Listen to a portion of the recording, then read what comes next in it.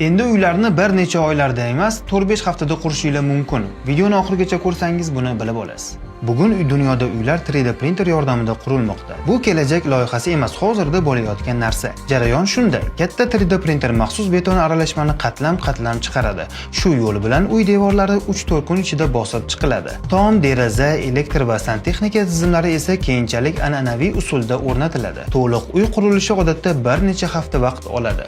AQSh, Meksika, Niderlandiya va Dubayda bunday uylar qurilgan va odamlar ularda rasmiy ravishda yashamoqda. Endi bu O'zbekistonga to'g'ri keladimi deyishingiz mumkin. Nazariy jihatdan ha, iqlim mos, beton sanoati bor, ammo hozircha qurilish me'yorlari va texnologiya to'liq moslashtirilmagan.